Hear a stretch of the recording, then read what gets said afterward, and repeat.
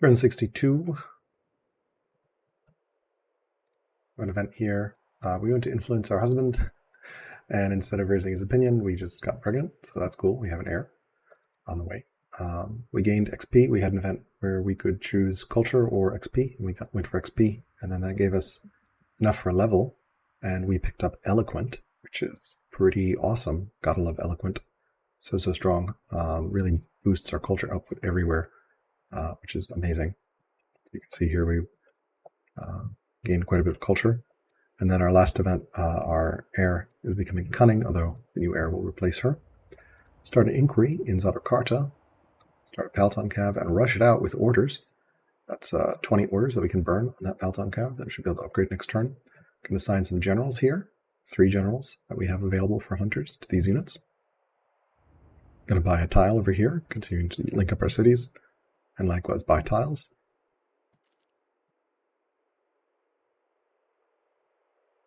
Here we'll start mine. And we'll start phalanx. Repicking my tech is my way of letting myself know that, I am reaching the end of my replay. So Ishtar is 4 years away, which will get all our cities to developing, which means we'll be able to rush with orders anywhere, or with anything. We assigned a governor here as well. Don't have a good governor there. We are governor there. Don't have a garrison here yet. Eventually we'll try to get the city up and running. Phalanx hopefully will enable us to go get citizenship, which means courthouses. We already have legal code thanks to a free law event. Carthage is still on 6 laws, so looks like I don't see a citadel for him right now. I see a stronghold. I don't see a citadel. He's getting apprentice officers here, getting a hamlet, so feels like we're a little bit ahead of where he is right now.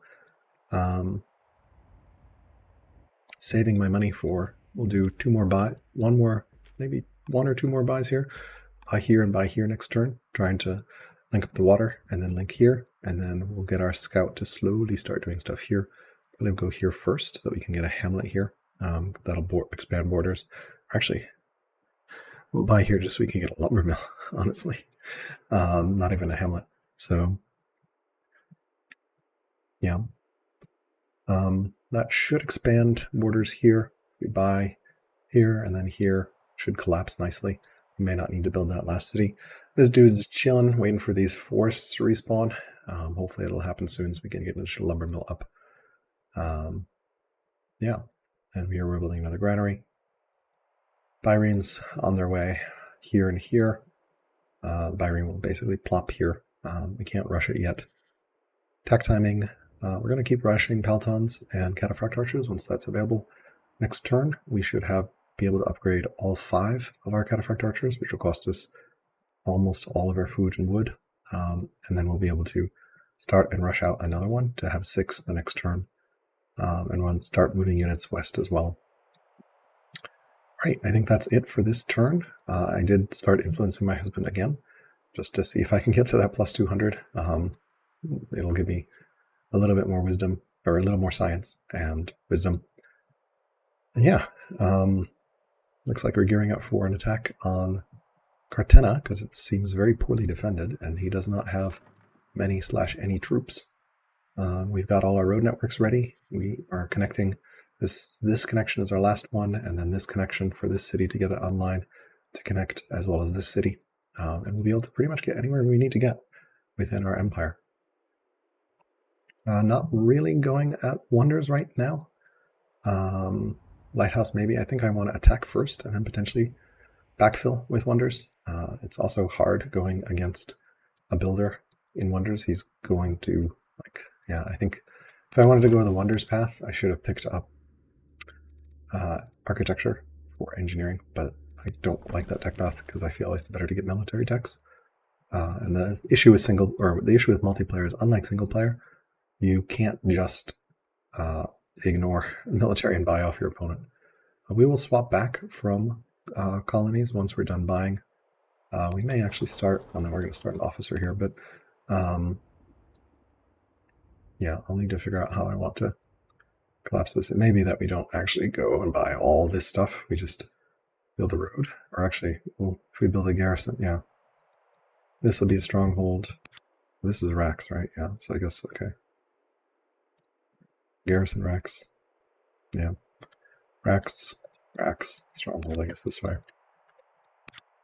But then it's just really 3 road tile, 3 roads. That may be cheaper. Road this way. Yeah, we do roads this way and racks here and here and a garrison here. And that's 2 road tiles that we need to connect, and then we're connected here. So actually, probably, I think we'll just use that river, realistically, because this is a lot of tile to buy. So we potentially could do a hamlet here, lumber mill here, and then we may buy this tile. I'm just trying to minimize the number of tile buys so that I can convert back to serfdom for more orders. 64. I want to minimize the amount of time I'm spending in serfdom in colonies. Serfdom for sure, because I'm going to need orders for fighting. Okay, I think that's pretty much it. Still naive, so not having cartography is fine. Tech-wise, we should have coinage, and then doctrine, cartography, architecture. We'll probably just pick up cartography for triremes and for safety, for steel religion. Just for steel research. I don't know why I always call it steel religion. Steel research. Yeah, it feels like we may have a nice timing window here, especially that orthodoxy is giving us 2 extra cataphract archers that we wouldn't have had. I'm not going to upgrade this one. The reason is you don't want to burn upgrades, promotions rather, because when you upgrade it'll actually reset the available promotions, and the most valuable promotion I can get is definitely Eagle Eye, especially because it leads to marksman. This unit is pretty terrifying with General Saul, who hilariously converted to Zoroastrianism, not Christianity. That's a historical, interesting pathway there. Yeah, and then, all right, I think that's it for this turn. And which I know I realize I've said in this recording already, we will be able to link these cities up and link these cities up. I think I like my road plan because this is just a lot of tile buying. And we wouldn't actually be able to unify until here in this river, but close enough, and the racks are here, so it should be fine. Cool. All right, let's go ahead and send this one back. Still set turn 62. Just wanted to point out one thing. I was rewatching my recording. I said eloquent gives me extra culture. It does not. It gives me extra civics per cultural level. So it increases the civics that are produced in every single city, plus 1 civic per culture level. So for example, this city, because I have an eloquent leader, you see +3. And then where I'm actually the leader, you see it is +4 from me being the leader, governor, +4, and then +2 for eloquent leaders. It's +6 base, which is really helping. We can, of course, start powering decrees in the city to gain extra 6 orders if we so desire, although I think I'd rather wait for the 9 that you get for being strong. And the other thing that I misspoke was I mentioned something about I don't see a citadel. Of course, I wouldn't. He's only on 6 laws, so you cannot build a citadel until you have 7 laws. That's it. See you on the next turn. So, turn 62, and it turns out we got some interesting events. So I don't have actually have the turn played out. Here we are having courtiers to tutors, so I think we take the point of charisma to increase the civics in our capital. Here we easily pay this for our king consort. That's another that brings him into the positive. That's a bit of growth everywhere, but also doesn't tank his opinion. Now we're getting to the heart here, and we get a free law. Since we are frugal, we don't even need to pay for it. Not something I particularly want, but it is a 7th law, and we are pretty far away from our 7th law. It costs us 100 money per turn to have this, but this means we can start a citadel right now, which we want to do. I don't particularly need to rush it right now, I think.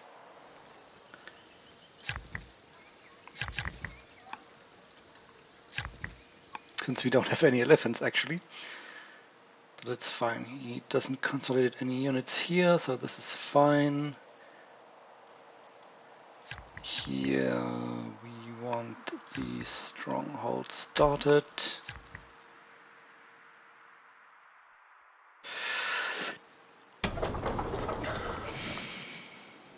Yeah, I do want to rush this. So in 2 turns, 64,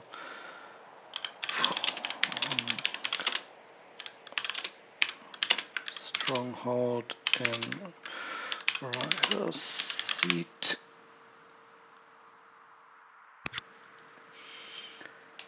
Let's see, assign an intercess ambassador. That we want to do. Oh, why is he? Oh, he converted to the wrong religion.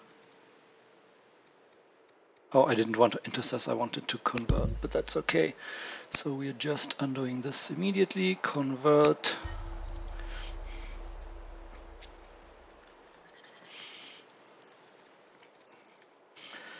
Getting our opinion under control. A lot of workers you want to hear, but let's check the others. Here we're going to build a theater. We are low on stone though. So let's look around what else we want to do. Down here we can just build some nuts. Here I would like a stronghold, but we could also just build a quarry here. Here I want to start an Odeon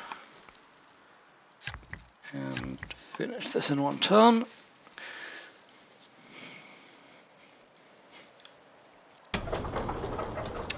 Here we did complete this. We kind of want to build this, but we don't have the stone. Do have some citizens now.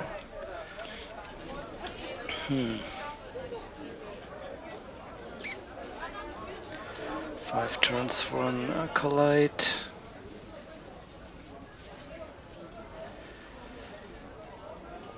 I think I'm spending the money. I don't want to exactly. Turn of council and start up point next turn, maybe. I really don't want to go through all these points. I want to build a direct elder, I think. Could I build another apprentice acolyte? That's actually fine for 3 turns.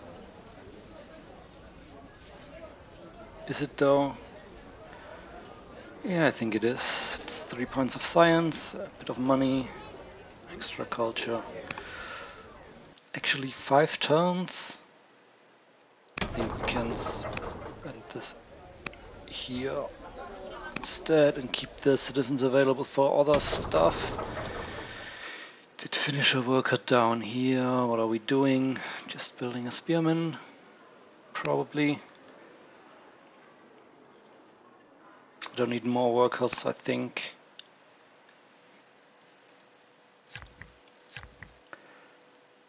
So means we've spent most of our orders anyway. So can't start this anyway. We do want to keep our training for upgrading elephants.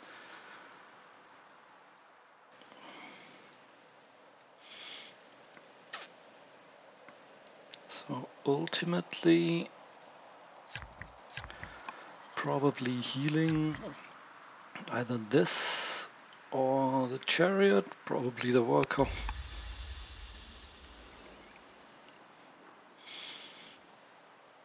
But what we want to do here, I mean, we can still build a quarry here, I think.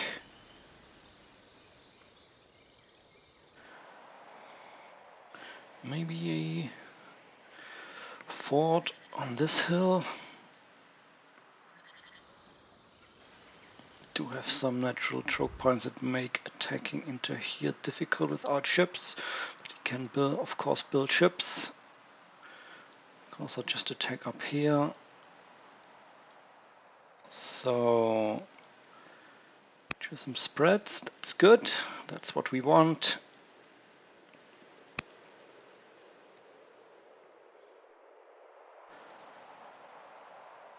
And I think we're done for now.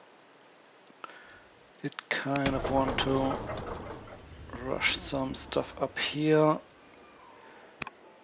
but I would need to assign a judge first again. I think we can do that next turn still.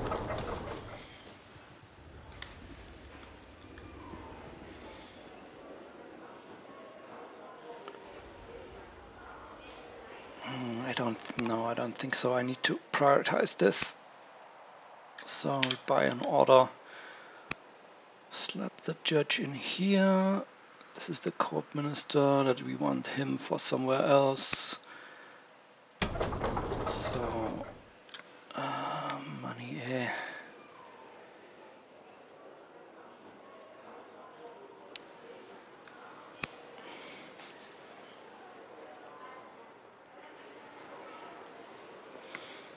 Go here, finish this, and then it's just one more elder officer. And we can start some elephants.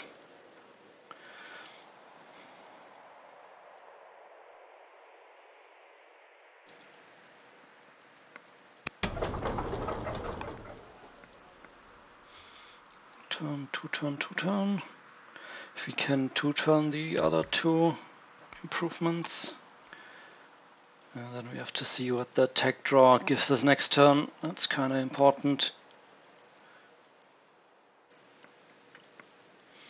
And these will eventually reduce the discontent here, which isn't that bad with our guild's law.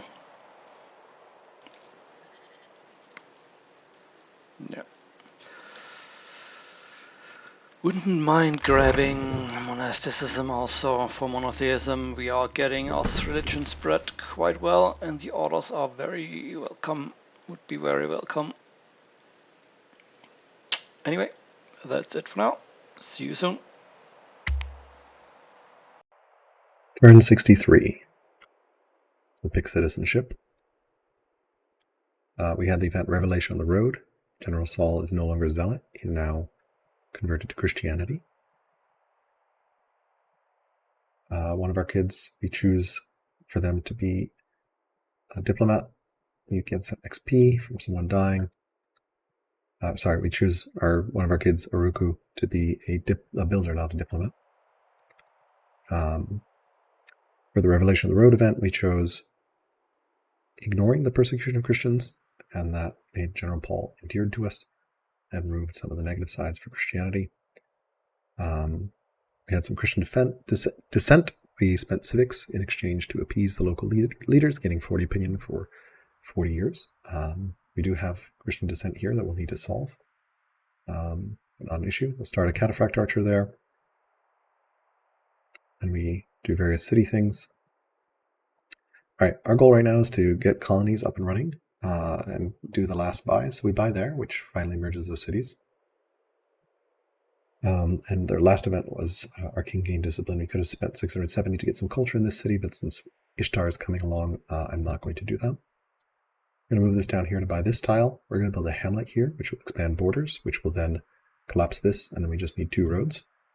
We'll start a racks here. We'll move this over here, buy this, and then sell a little bit, and then buy that. We'll buy this. Again, selling a little bit. Start a quarry. Start another quarry. Build a road. Build another road. Build a 3rd road. Start a citadel there. Start some horses. Upgrade. Upgrade. This one had the option to go marksman and eagle eye as promotion, so I promoted first. I'll upgrade it next turn. Upgrade. And upgrade our last one. Had to buy food for that. Move our mason over there and move our chariot over there. And that is the end of that turn. I've definitely spent a little time min-maxing this. There were some interesting choices in terms of whether I should gain this, but honestly, that Byreme is not going to do much for me. With this in play, an 8 strength Cata Archer, we can definitely start to pressure that city pretty hard, especially since we got, I don't know why, Saul. I guess Saul is no longer a zealot. He just has no particular trait, even though he's a general. That's interesting. That seems like it might be a bug. But we can two-shot this and then start working on the city. The city, I do believe, has walls, so it's going to take some time for it to fall. So we'll probably want to amass a couple more forces. So we're going to keep prioritizing get a Cataphract Archers at all costs here. Probably get to some critical mass of them. Going to keep an eye on what's going on over there. Move some forces west, and we'll continue moving forces west as we get them on board. Glad we've unified everything, and we did remember to swap back to serfdom, as well as remember to start tutoring. We have an apprentice officer coming here, where we've basically solved all our connection problems, which is really great. We spent down our giant pile of wood, giant pile of stone, in short-term optimization, essentially. Getting a monastery here from this Christian disciple. Yeah. We should have just enough food next turn. We can do some cute things here. We'll remember to start courthouses when we get citizenship. On turn 65, should have enough stone for that. Just need to make sure we don't sell down too much stone. We can also sell down some of our wood supply potentially as well. And yeah, Ishtar in 3 years. So yeah, the fact that he's weaker now is a good sign for us. But I mean, we have pretty good vision. We don't see him building anything. He just got developing here, which I guess lets him rush things out with judges. So he's going to try to get this city up and running. Likewise here, would really like to take this city. It will take us 2 moves, and we'll need to kill that unit. And then looks like it's, don't know, can't quite make out. He could potentially rush out moats on it.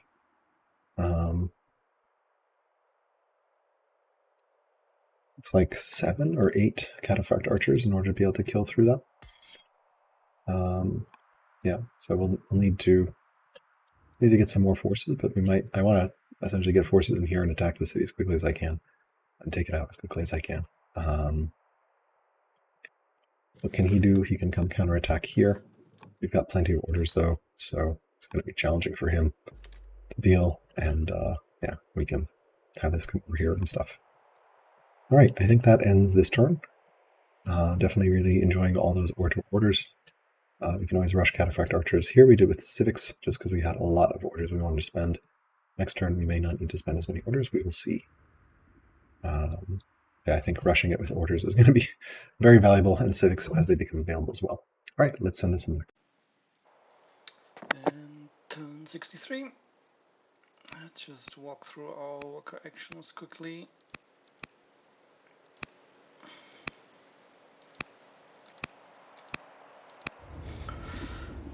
Some stuff around, moving some troops around, assigning some production, starting a camel archer here since we finished land consolidation.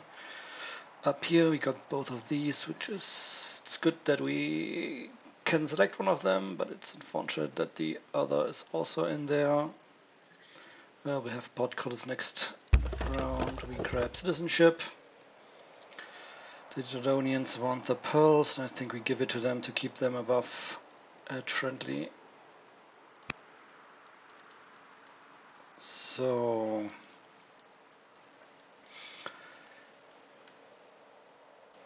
the bigger problem is that he is stronger now, and we can kind of see the citadel through the fog. So he finished it already, so I guess I missed this for a turn or two. He maybe has a builder in here to make this faster, not sure. But he has done and probably already upgraded some peltons. That's a big problem. Strongholds are finishing up. I will probably need to seize most worker actions next turn, move my troops to the front, or even just in 2 turns I could use Orthodoxy to rush out an elephant in here, but that will be very expensive. Almost all my orders probably.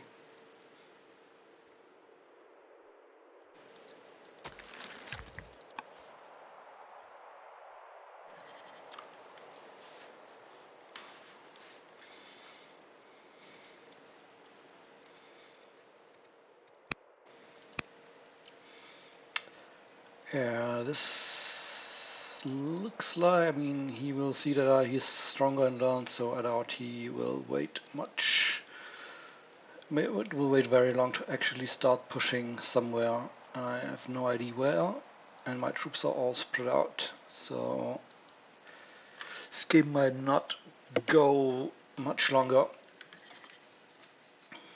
But we keep pushing on and wait what happens. So, see you soon.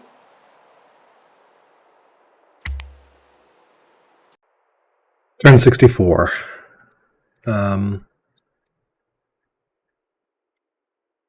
Well, I see a way to take out this city, so I'm going to go do it. So we're force marching, burning a lot of our training pool, but we can take out the city in one shot, despite the walls.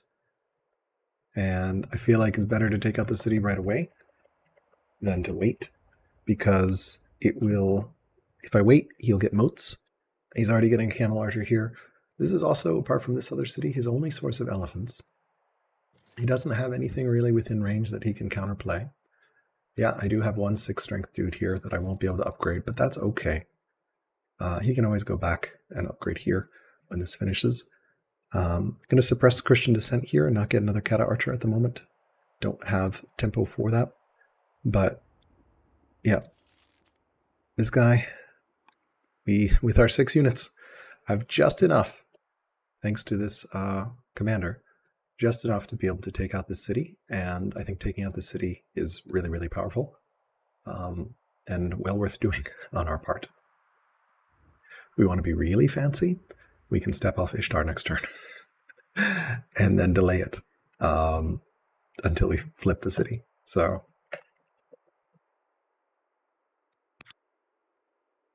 we can play with that. We just move off 1 turn and then move back the next turn until the city's ours, so that we get instant developing city. Yeah, probably not something I'm going to do, but we can think about it, depending if we can hold it. This is definitely a very, very aggressive play, but I think it's worth doing. So yeah, we have 6. He's weaker, so removing this city and getting those. Thanks for the officers, everyone.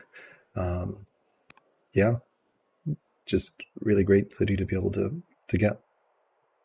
And I think it's worth removing the stronghold as well, because I'm worried he would rush out a war elephant next turn.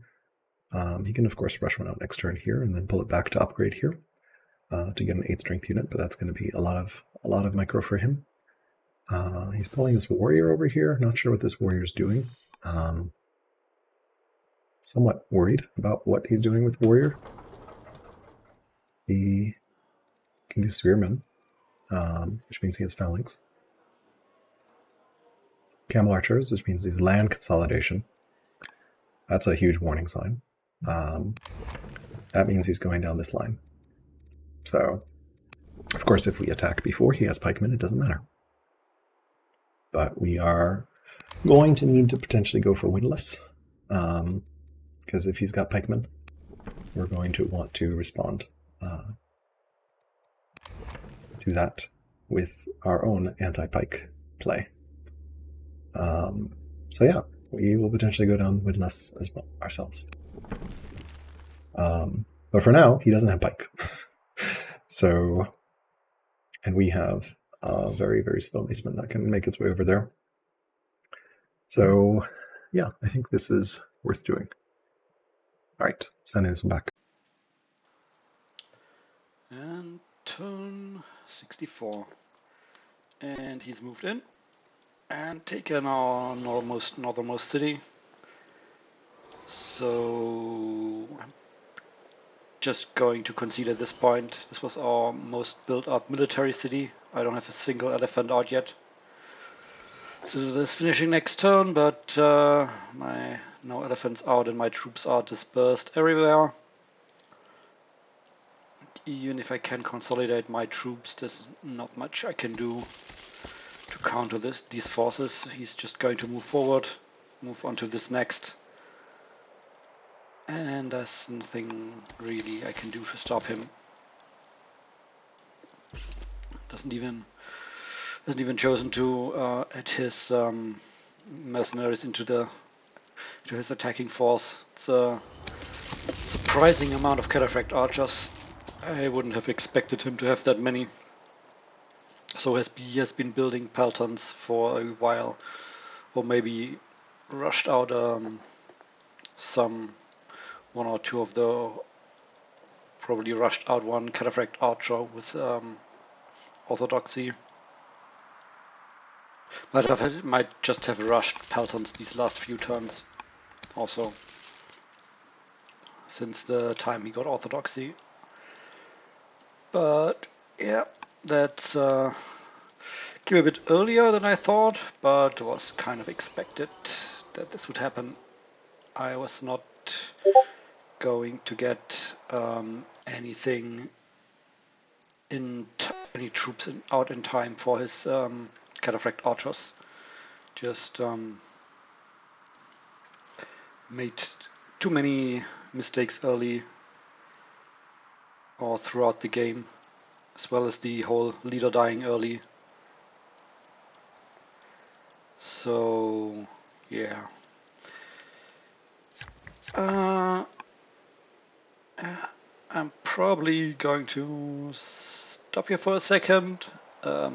May probably spend all the orders so the AI doesn't do anything stupid when I press surrender. So I can just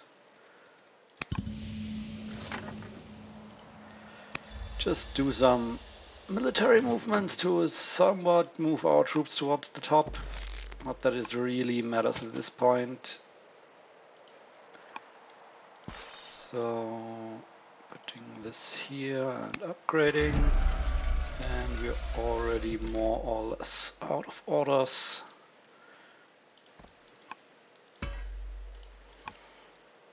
Yep, that's about it. That's the Statesman seat, which doesn't care about this at all. So yeah, probably doing a quick, don't know if we're doing a post-game discussion. If you aren't doing post-game discussion, I'm probably recording a quick video with all the stats visible, to going over what I think were my mistakes throughout the game. Or this was kind of an experiment picking traders here. I've dropped some commentary on it throughout the gameplay already, while it didn't quite work out the way I wanted it to. So yeah, and yeah, see you soon.